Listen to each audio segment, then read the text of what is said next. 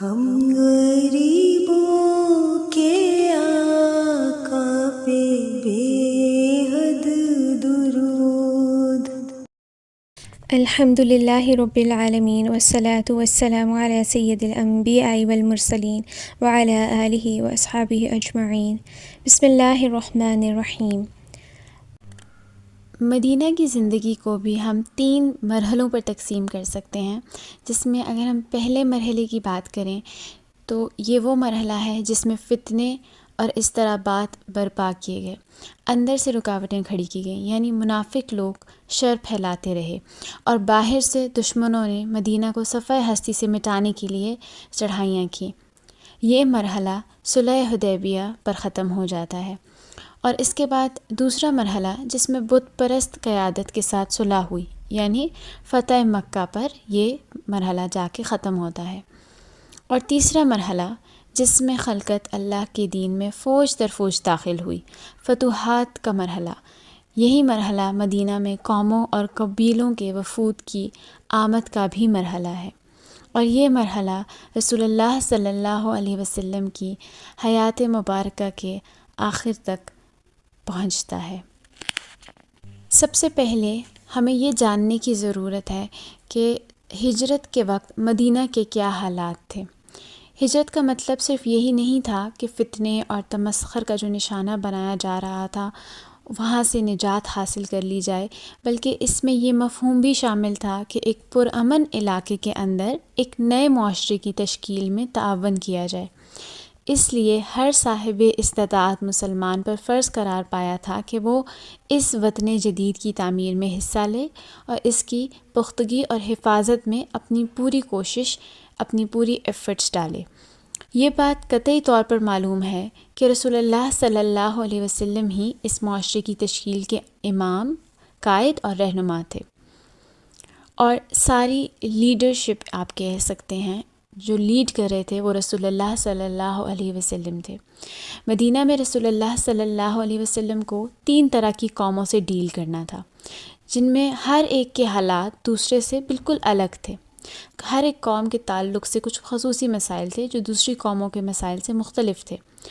اب یہ 3 قومیں کون سی تھیں؟ تو سب سے پہلے آپ صلی اللہ علیہ وسلم کے صحابہ کرام رضی اللہ عنہم اجمعین۔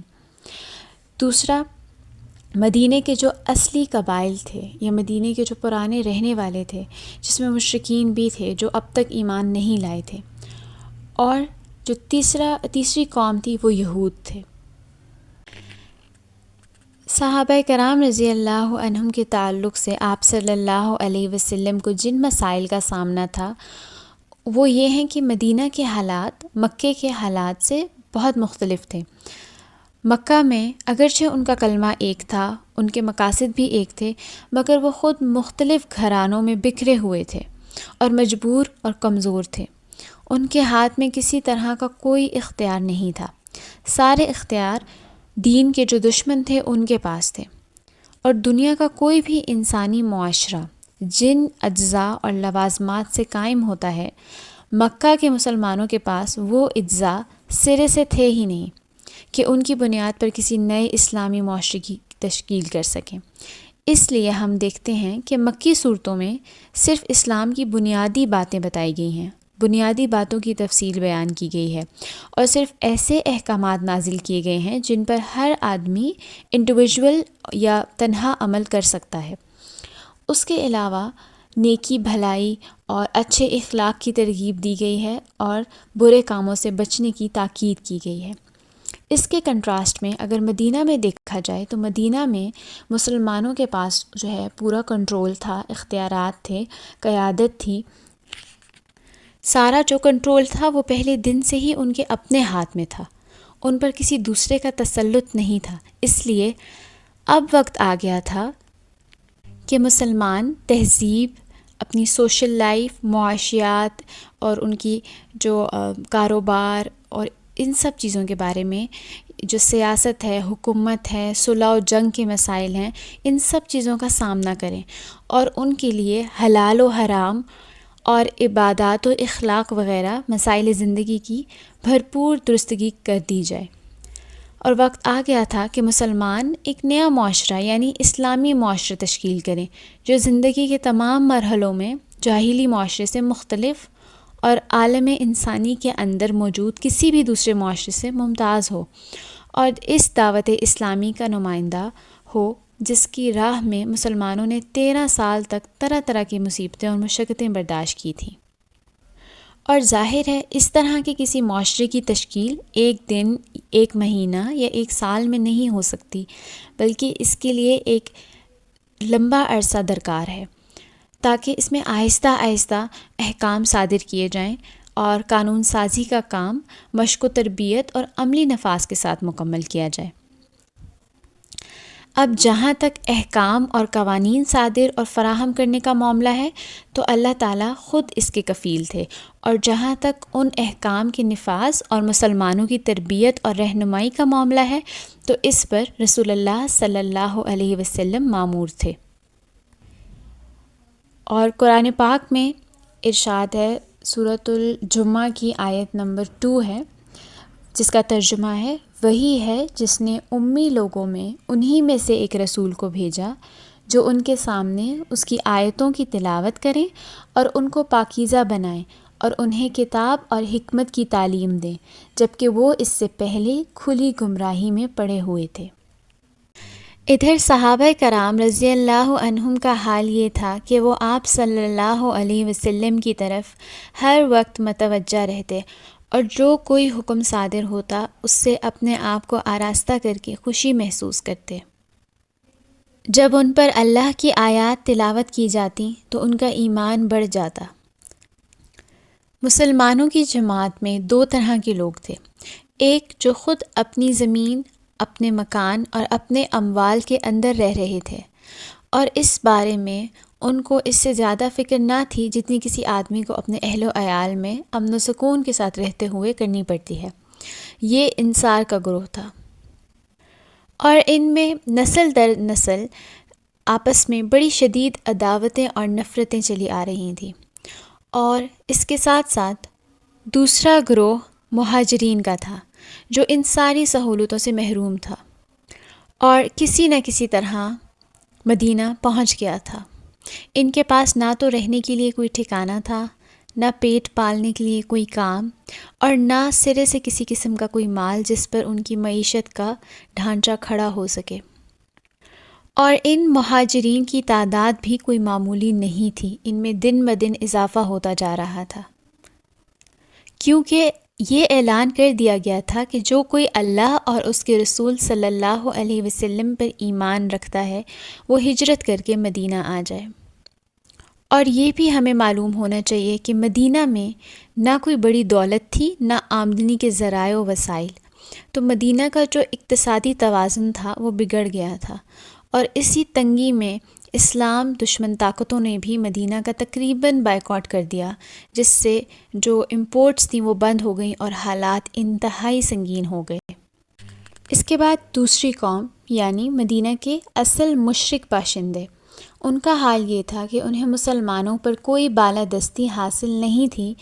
کچھ مشرکین شک میں مبتلا تھے اور اپنے آبائی دین کو چھوڑنے میں تردد محسوس کر رہے تھے، لیکن اسلام اور مسلمانوں کے خلاف اپنے دل میں کوئی عداوت نہیں رکھ رہے تھے۔ اس طرح کے لوگ تھوڑے ہی عرصے بعد مسلمان ہو گئے اور خالص اور پکے مسلمان ہوئے۔ اس کے برخلاف کچھ مشرکین ایسے تھے جو اپنے سینے میں رسول اللہ صلی اللہ علیہ وسلم اور مسلمانوں کے خلاف سخت کینہ و عداوت چھپائے ہوئے تھے، لیکن انہیں مد مقابل آنے کی جرأت نہیں تھی، بلکہ حالات کے پیش نظر آپ صلی اللہ علیہ وسلم سے محبت و خلوص کے اظہار پر مجبور تھے۔ ان میں سر فہرست عبداللہ بن ابی ابن سلول تھا۔ یہ وہ شخص ہے جس کو جنگ بعاث کے بعد، یہ مدینہ میں ہی ایک جنگ ہوئی تھی جس کے بعد لوگوں نے اپنا سربراہ بنانے پر اوس و خزرج نے اتفاق کیا تھا، حالانکہ اس سے قبل دونوں فریق کسی کی سربراہی پر متفق نہیں ہوئے تھے، لیکن اب اس کے لیے ایک تاج تیار کیا جا رہا تھا تاکہ اس کے سر پر تاج رکھ کر اس کی باقاعدہ بادشاہت کا اعلان کر دیا جائے۔ یعنی یہ شخص مدینہ کا بادشاہ ہونے ہی والا تھا کہ اچانک رسول اللہ صلی اللہ علیہ وسلم کی آمد ہو گئی اور لوگوں کا رخ اس کے بجائے آپ صلی اللہ علیہ وسلم کی طرف ہو گیا، اس لیے وہ سمجھتا تھا کہ آپ صلی اللہ علیہ وسلم ہی نے اس کی بادشاہت چھینی ہے، لہٰذا وہ آپ صلی اللہ علیہ وسلم کے لیے دل میں سخت عداوت چھپائے ہوئے تھا۔ اس کے باوجود جب اس نے جنگ بدر کے بعد دیکھا کہ حالات اس کے موافق نہیں ہیں اور وہ شرک پر قائم رہ کر اب دنیاوی فوائد سے بھی محروم ہو رہا ہے، تو اس نے بظاہر اسلام قبول کر لیا، لیکن وہ اب بھی درپردہ کافر ہی تھا۔ اس لیے جب بھی اسے رسول اللہ صلی اللہ علیہ وسلم اور مسلمانوں کے خلاف کسی بھی شرارت کا موقع ملتا تھا، وہ ہرگز اسے ضائع نہیں ہونے دیتا تھا، اور اس کے ساتھی جو اس کی بادشاہت کے اندر بڑے بڑے جن کو عہدے ملنے تھے، جن کو بڑے بڑے مناصب ملنے تھے، ان کو اس بات کی توقع تھی، لیکن اب وہ کیونکہ اس سے محروم ہو چکے تھے تو وہ بھی اس کے ساتھ شریک تھے، اور اس کے جو پلانز ہوتے تھے ان کو کمپلیٹ کرنے میں اس کی پوری مدد کرتے تھے، اور کبھی کبھار وہ اس مقصد کو پورا کرنے کے لیے سادہ مسلمان یا جو نوجوان تھے ان کو بھی یوز کر لیتا تھا۔ اگلی قوم جو تیسری قوم ہمارے پاس تھی وہ ہے یہود کا وہ مدینہ میں آئے کیسے؟ تو جب وہاں پر ان کو روم میں جب ان پہ ظلم و جبر ہوا تو یہ رومی ظلم و جبر سے بھاگ کر حجاز میں انہوں نے پناہ لی۔ یہ در حقیقت عبرانی تھے، لیکن حجاز میں پناہ گزین ہونے کے بعد ان کی فزیکل اپیرنسز، زبان، ان کی تہذیب وغیرہ بالکل عربی رنگ میں رنگ گئی تھی، یہاں تک کہ ان کے قبیلوں اور افراد کے نام بھی عربی ہو گئے تھے۔ اس سب کے باوجود ان کی نسلی عصبیت برقرار تھی اور وہ عربوں میں مدغم نہیں ہوئے تھے، بلکہ اپنی اسرائیلی یا یہودی قومیت پر فخر کرتے تھے اور عربوں کو انتہائی حقیر سمجھتے تھے، حتیٰ کہ انہیں امی کہتے تھے۔ ان کا یہ عقیدہ بھی تھا کہ امیوں کا مال کھانے میں ان کی کوئی پکڑ نہیں۔ ان یہودیوں میں اپنے دین کی اشاعت کے لیے کوئی سرگرمی نہیں پائی جاتی تھی، جو کچھ ان کے پاس بچا تھا وہ صرف فال گیری، جادو اور جھاڑ پھونک وغیرہ، انہی چیزوں کے بدولت وہ اپنے آپ کو صاحب علم و فضل اور روحانی قائد و پیشوا سمجھتے تھے۔ یہودیوں کو دولت کمانے کے بہت سے فن آتے تھے، غلے، کھجور، شراب اور کپڑے کی تجارت انہی کے ہاتھ میں تھی۔ اگر آپ آج کے حالات دیکھیں اور ان یہودیوں کی خصلت آپ اس وقت کی دیکھیں تو آپ کو کوئی زیادہ ڈفرینس فیل نہیں ہوگا۔ آج کی جو زائنسٹ ہیں یا جیوز ہیں، ان کو بھی جو ان کا مین ایک چیز ہے وہ یہی ہے کہ کسی طرح جو ایک اکنامک ہولڈ ہے وہ ان کے پاس رہے، جیسے ہمارے مانیٹری فنڈز ہوتے ہیں اور اس میں یہ سود لگاتے رہتے ہیں، اور کبھی بھی ہم ان کے اس ہولڈ سے باہر نکل ہی نہیں سکتے، نہ ہم ان کا قرضہ واپس کر سکتے ہیں، اور نہ ہی جب ہم ان کا قرضہ واپس نہیں کر سکتے تو ہم اپنے پالیسیز ان کے مطابق کرتے ہیں۔ تو آگے آپ دیکھیں گے کہ ان کا یہی طریقہ اس وقت کا بھی تھا۔ یہ لوگ غلے، کپڑے اور شراب امپورٹ کرتے تھے اور کھجور ایکسپورٹ کرتے تھے۔ اس کے علاوہ بھی ان کی مختلف کام تھے جن میں وہ سرگرم رہتے تھے۔ وہ اپنے اموال تجارت میں عربوں سے 2 یا 3 گنا زیادہ منافع لیتے تھے، اور صرف اسی پر بس نہیں کرتے تھے بلکہ وہ سود خور بھی تھے۔ اس لیے جتنے بھی عرب کے سردار تھے ان کو وہ سودی قرض کے طور پر بڑی بڑی رقمیں دیتے تھے، جنہیں یہ سردار حصول شہرت کے لیے یا اپنی مداح سرائی کرنے والے شعراء وغیرہ پر بالکل فضول اور بے دریغ خرچ کر دیتے تھے۔ ادھر یہود ان رقموں کے عوض ان سرداروں سے ان کی زمینیں، کھیتیاں اور باغات وغیرہ گروی رکھوا لیتے تھے، اور چند سال گزرتے گزرتے ان کے مالک بن بیٹھتے تھے۔ اور یہ لوگ سازشوں اور جنگ و فساد کی آگ بھڑکانے میں بھی بڑے ماہر تھے۔ ایسی باریکی سے ہمسایہ قبائل میں دشمنی کے بیج بوتے اور ایک کو دوسرے کے خلاف بھڑکاتے کہ ان قبائل کو احساس تک نہ ہوتا، اور اگر یہ جنگ کی آگ سرد پڑنے لگتی تو یہودی پھر کوئی خفیہ حرکت ایسی کرتے جس سے جنگ پھر سے بھڑک اٹھتی، اور کمال یہ تھا کہ لوگ یا قبائلوں کو آپس میں لڑا کر چپ چاپ کنارے بیٹھے رہتے اور عربوں کی تباہی کا تماشا دیکھتے۔ البتہ بھاری بھرکم سودی قرض دیتے رہتے تاکہ سرمائے کی کمی کے سبب لڑائی بند نہ ہونے پائے، اور اسی طرح دورہ نفع کماتے تھے۔ ایک طرف اپنی یہودی جمعیت کو محفوظ رکھتے اور دوسری طرف سود کا بازار ٹھنڈا نہیں ہونے دیتے تھے، بلکہ سود در سود کے ذریعے بڑی بڑی دولت کماتے۔ یثرب میں ان یہود کے 3 مشہور قبیلے موجود تھے۔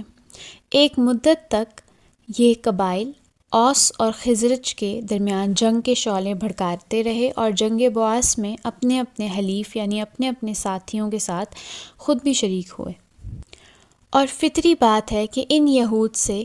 اس کے سوا کوئی اور توقع نہیں کی جا سکتی تھی کہ یہ اسلام کو بغض و عداوت کی نظر سے دیکھیں، کیونکہ پیغمبر ان کی نسل سے نہ تھے کہ ان کی نسلی عصبیت کو، جو ان کی نفسیات اور ذہنیت کا جزو تھی، سکون ملتا۔ اور اس کے علاوہ اسلام کی دعوت ایک صالح دعوت تھی جو ٹوٹے دلوں کو جوڑتی تھی، بغض و عداوت کی آگ بجھاتی تھی، تمام معاملات میں امانت داری برتنے اور پاکیزہ اور حلال مال کھانے کی پابند بناتی تھی۔ اس کا مطلب یہ تھا کہ اب یثرب کے قبائل آپس میں جڑ جائیں گے، اور یہود ایسا نہیں چاہتے تھے، اور ایسی صورت میں لازماً یہود کا جو ہولڈ تھا اس سے آزاد ہو جائیں گے، لہٰذا ان کی جو تاجرانہ سرگرمی تھی وہ مانند پڑ جائے گی، اور وہ اس سودی دولت سے محروم ہو جائیں گے جس پر ان کی مالداری کی چکی گردش کر رہی تھی۔ بلکہ یہ بھی اندیشہ تھا کہ کہیں یہ قبائل بیدار ہو کر اپنے حساب میں وہ سودی اموال بھی داخل نہ کر لیں جنہیں یہود نے ان سے بلا عوض حاصل کیا تھا، اور اس طرح وہ ان زمینوں اور باغات کو واپس نہ لے لیں جنہیں سود کی ضمن میں یہودیوں نے ہتھیا لیا تھا۔ جب سے یہود کو معلوم ہوا تھا کہ اسلامی دعوت یثرب میں اپنی جگہ بنانا چاہتی ہے، تب ہی سے انہوں نے ان ساری باتوں کو اپنے حساب میں داخل کر رکھا تھا۔ اس لیے یثرب میں رسول اللہ صلی اللہ علیہ وسلم کی آمد کے وقت ہی سے یہود کو اسلام اور مسلمانوں سے سخت عداوت ہو گئی تھی، اگرچہ وہ اس کے مظاہرے کی جسارت خاصی مدت بعد کر سکے۔ صحیح بخاری کی ایک حدیث ہے جس سے ہمیں یہود کے بارے میں پتہ چلتا ہے۔ صحیح بخاری کی اس روایت میں حضرت عبداللہ بن سلام رضی اللہ عنہ کے مسلمان ہونے کا واقعہ بیان کیا گیا ہے۔ موصوف ایک نہایت بلند پایہ یہودی عالم تھے۔ آپ کو جب بنو نجار میں رسول اللہ صلی اللہ علیہ وسلم کی تشریف آوری کی خبر ملی تو وہ آپ صلی اللہ علیہ وسلم کی خدمت میں حاضر ہوئے اور کچھ سوالات پیش کیے جنہیں صرف نبی ہی جانتا ہے، اور جب نبی صلی اللہ علیہ وسلم کی طرف سے ان کے جوابات سنے تو وہیں اسی وقت مسلمان ہو گئے۔ پھر آپ صلی اللہ علیہ وسلم سے کہا کہ یہود ایک بہتان باز قوم ہے، اگر انہیں اس سے قبل کہ آپ صلی اللہ علیہ وسلم کچھ دریافت فرمائیں میرے اسلام لانے کا پتہ لگ گیا تو وہ آپ کے پاس مجھ پر بہتان تراشنے لگ جائیں گے۔ لہٰذا رسول اللہ صلی اللہ علیہ وسلم نے یہود کو بلا بھیجا، وہ آئے اور ادھر حضرت عبداللہ بن سلام گھر کے اندر چھپ گئے، تو رسول اللہ صلی اللہ علیہ وسلم نے دریافت فرمایا کہ عبداللہ بن سلام تمہارے اندر کیسا آدمی ہے؟ انہوں نے کہا ہمارے سب سے بڑے عالم ہیں، سب سے بڑے عالم کے بیٹے ہیں، بہت اچھے آدمی ہیں۔ اس طریقے سے انہوں نے ان کے بارے میں بتایا۔ رسول اللہ صلی اللہ علیہ وسلم نے فرمایا اچھا یہ بتاؤ اگر عبداللہ مسلمان ہو جائیں تو؟ یہود نے دو یا تین بار کہا اللہ ان کو اس سے محفوظ رکھے، اور اس کے بعد حضرت عبداللہ بن سلام رضی اللہ عنہ آئے اور انہوں نے فرمایا اشہد ان لا الہ الا اللہ و اشہد ان محمد رسول اللہ۔ تو یہ سننے کے بعد یہود نے بولا کہ یہ ہمارا سب سے برا آدمی ہے، سب سے برے آدمی کا بیٹا ہے، اور اسی وقت ان کی برائیاں شروع کر دیں۔ اور ایک روایت اور بھی ہے جس میں حضرت عبداللہ بن سلام نے فرمایا اے جماعت یہود اللہ سے ڈرو،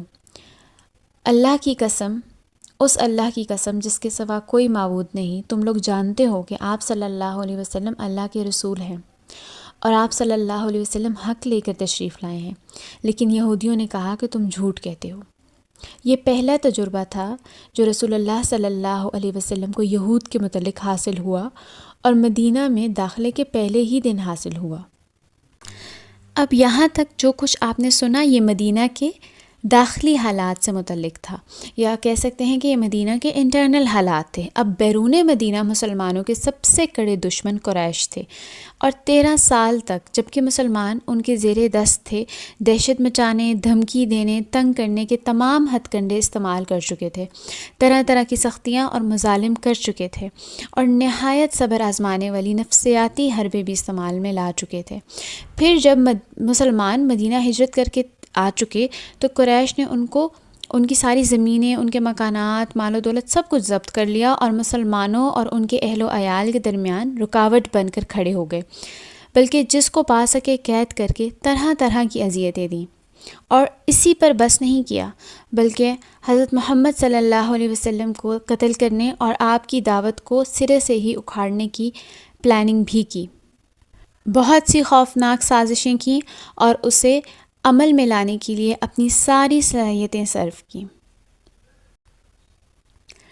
اور جب مسلمان کسی طرح بچ بچا کر کوئی 500 کلومیٹر دور مدینہ کی سرزمین پر جا پہنچے تو قریش نے اپنی ساکھ کا فائدہ اٹھاتے ہوئے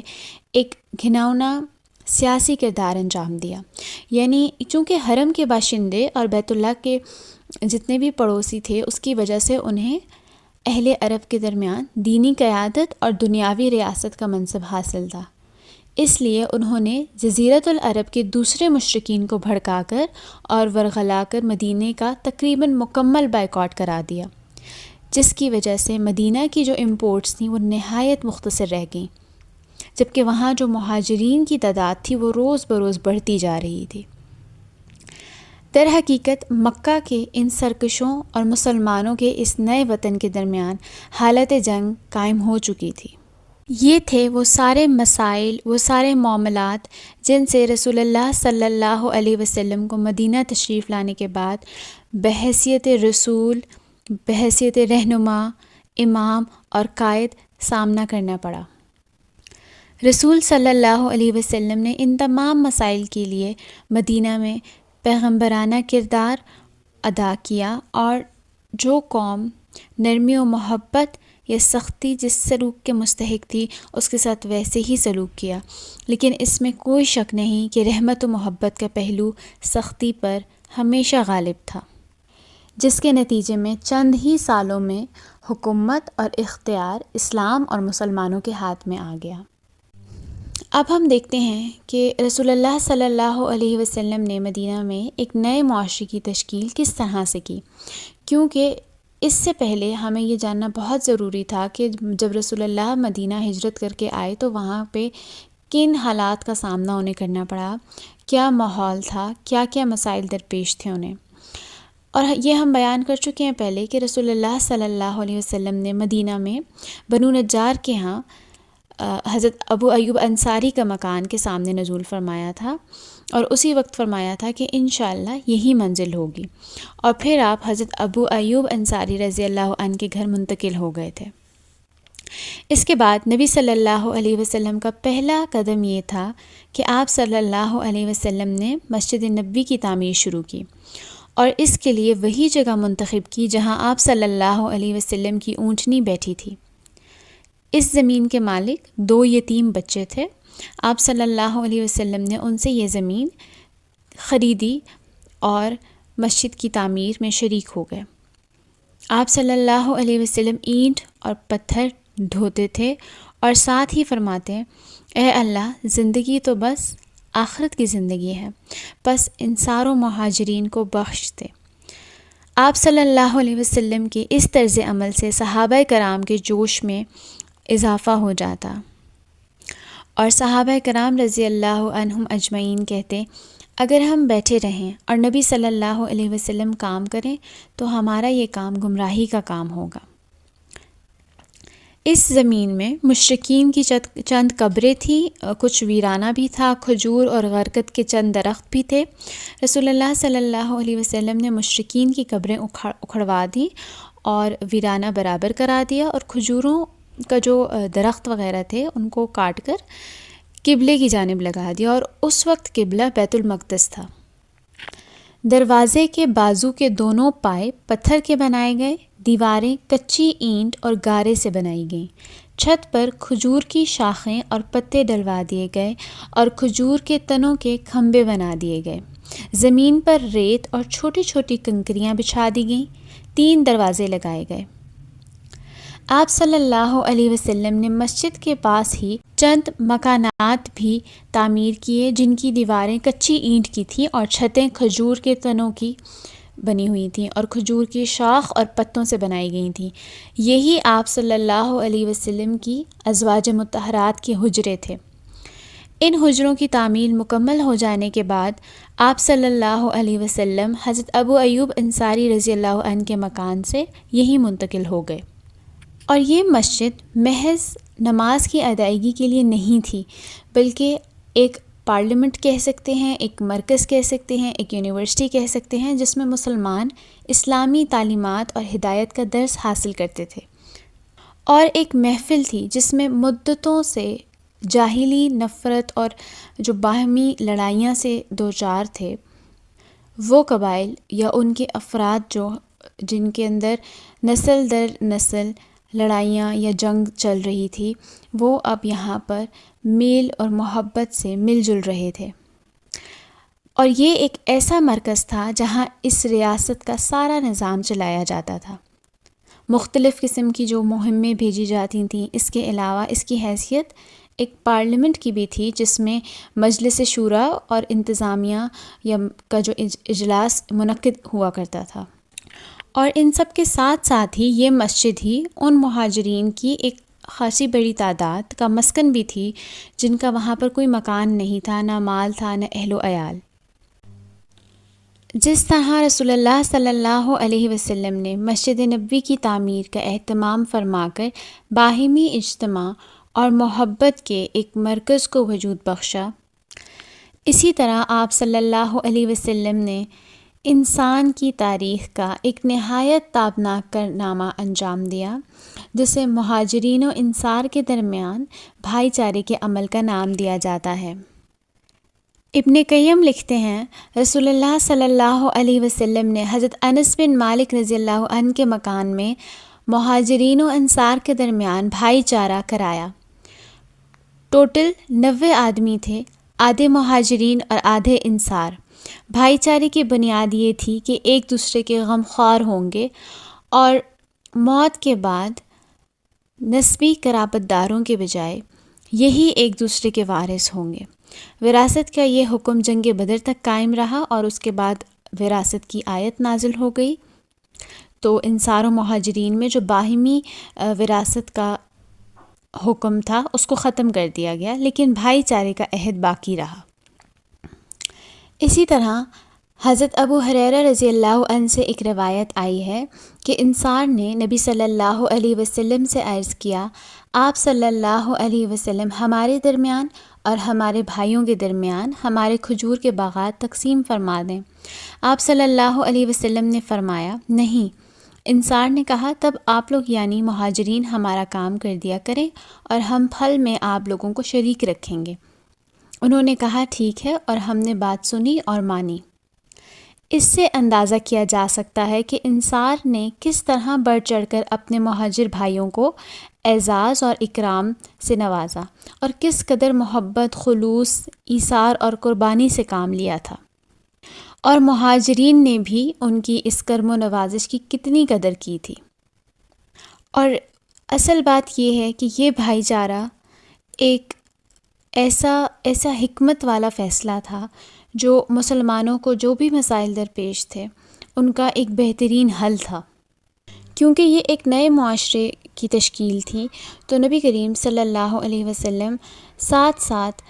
صحابہ کرام کی، انصار و مہاجرین کی تعلیم و تربیت کر رہے تھے، ان کی تزکیہ نفس میں اور ان کی اچھے اخلاق کی ترغیب میں مسلسل کوششیں کرتے رہتے، انہیں محبت اور بھائی چارگی اور عبادت و اطاعت کے آداب سکھاتے اور بتاتے رہتے۔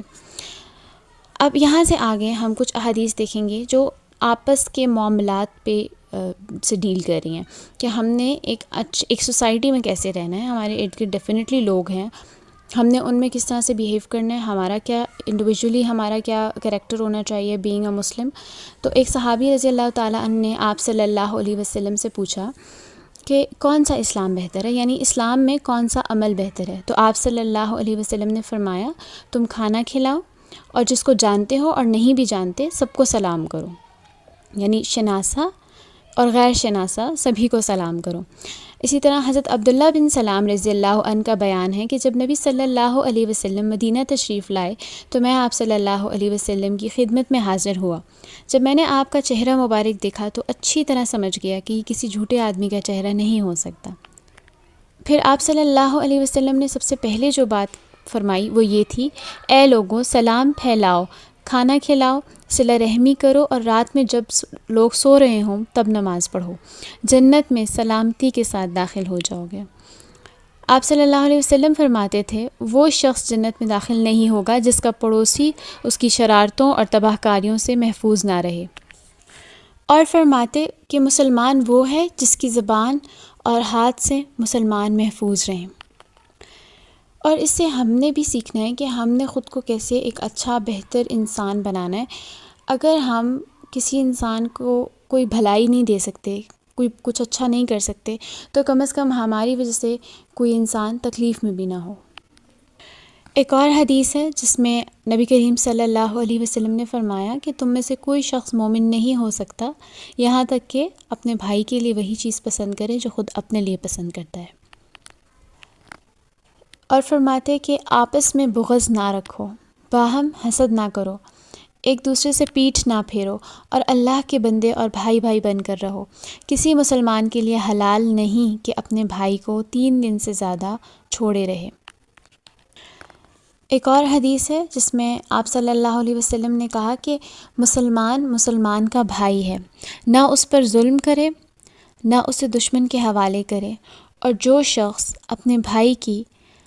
کوئی ضرورت پوری کرنے میں کوشش کرے گا تو اللہ تعالیٰ اس کی ضرورت پوری فرمائے گا، اور جو شخص کسی مسلمان سے کوئی غم اور دکھ دور کرے گا تو اللہ اس شخص سے روز قیامت کے دکھوں میں سے کوئی دکھ دور کرے گا، اور جو شخص کسی مسلمان کی پردہ پوشی کرے گا تو اللہ قیامت کے دن اس کی پردہ پوشی کرے گا. یہی ساری ویلیوز ہیں جو ہمیں سیکھنے کی ضرورت ہے. اگر آپ آج کل کا معاشرہ کنسیڈر کریں تو اس میں کیا ہے، ایک انسان پردہ پوشی کرنے کا کیا حساب ہے. ایک بات پتہ چلتی ہے کسی کو، وہ کبھی بھی ہم یہ نہیں سوچتے کہ چلو اگر ایک بات ہم تک پہنچ گئی تو یہ بات یہیں پہ اینڈ ہو جائے. نہیں، پھر ہم اس کو نیکسٹ کسی کے ساتھ ڈسکس کریں گے اور ہو سکتا ہے کہ اس میں ہم کچھ اور ایڈیشن بھی کر دیں، پھر نیکسٹ کو بتائیں گے، اور اس طرح کرتے کرتے وہ پردہ پوشی کا جو ایک کانسیپٹ ہے وہ تو ختم ہی ہو گیا. تو کوشش کرنی ہے کہ اگر کسی کی کوئی بات ایسی جو تھوڑی اس طرح کی ہے جس سے کوئی مزید شر بن سکتا ہے، کوئی مزید فساد بن سکتا ہے، تو ہم اس کو جب تک کہ وہ بات ہم تک پہنچی ہے تو ہم تک وہ اینڈ ہو جانی چاہیے. ہم اس بات کا ذریعہ نہ بنیں کہ ہم مزید اس کو لوگوں میں پھیلائیں. یا اگر کوئی ایسی بات ہے جس کا آپ کو پتہ ہے کہ جس کے بارے میں ہے اس کو دکھ پہنچے گا، تو آپ کا یہ کام ہے کہ آپ پہ وہ بات ختم ہو جائے، وہاں سے آگے ٹرانسمٹ نہیں ہونی چاہیے. اور اس کے علاوہ آپ نے آج سے ہی کوشش کرنی ہے کہ آپ کسی نہ کسی کے کوئی کام ضرور آ جائیں. کسی کی کوئی ایسی ضرورت ہے جو آپ پورا کر سکتے ہیں تو آپ کو وہ ضرور پوری کرنی چاہیے. نبی کریم صلی اللہ علیہ وسلم نے فرمایا ہے کہ تم لوگ زمین والوں پر مہربانی کرو تو تم پر آسمان والا مہربانی کرے گا. اور فرماتے تھے کہ مسلمان سے گالی گلوچ کرنا فسق ہے. اسی طرح آپ صلی اللہ علیہ وسلم راستے سے تکلیف دہ چیز ہٹانے کو صدقہ قرار دیتے تھے اور اسے ایمان کی شاخوں میں سے ایک شاخ شمار کرتے تھے. اور آپ صلی اللہ علیہ وسلم صدقے اور خیرات کی ترغیب دیتے تھے اور اس کے ایسے ایسے فضائل بیان فرماتے تھے کہ اس کی طرف دل خود بخود کھنچتے چلے جائیں. آپ صلی اللہ علیہ وسلم فرماتے تھے کہ صدقہ گناہوں کو ایسے بجھا دیتا ہے جیسے پانی آگ کو بجھاتا ہے. اور آپ صلی اللہ علیہ وسلم فرماتے کہ جو مسلمان کسی مسلمان کو کپڑا پہنائے گا تو اللہ اسے جنت کا لباس پہنائے گا، اور جو مسلمان کسی بھوکے مسلمان کو کھانا کھلا دے اللہ اسے جنت کے پھل کھلائے گا، اور جو مسلمان کسی پیاسے مسلمان کو پانی پلا دے اللہ اسے جنت کی مہر لگی ہوئی شراب طہور پلائے گا۔ اسی طرح آپ صلی اللہ علیہ وسلم یہ بھی بیان فرماتے کہ کن عبادات کے کیا فضائل ہیں، اللہ کے نزدیک ان کا کیا اجر و ثواب ہے۔ پھر آپ صلی اللہ علیہ وسلم پر آسمان سے جو وحی آتی آپ صلی اللہ علیہ وسلم اس سے مسلمانوں کو بڑی پختگی کے ساتھ مربوط رکھتے۔ اس طرح رسول اللہ صلی اللہ علیہ وسلم نے مسلمانوں کی اخلاقیات بلند کی اور ان کی صلاحیتوں کو عروج بخشا اور انہیں بلند ترین کردار کا مالک بنایا، یہاں تک کہ وہ انسانی تاریخ میں انبیاء کے بعد فضل و کمال کی سب سے بلند چوٹی کا نمونہ بن گئے۔ اللہم صلی علی محمد وعلی آل محمد کما صلیت علی ابراہیم وعلى آل إبراهيم إنك حميد مجيد اللهم بارك على محمد وعلى آل محمد كما باركت على إبراهيم وعلى آل إبراهيم إنك حميد مجيد سبحانك اللهم وبحمدك أشهد أن لا إله إلا أنت أستغفرك وأتوب إليك۔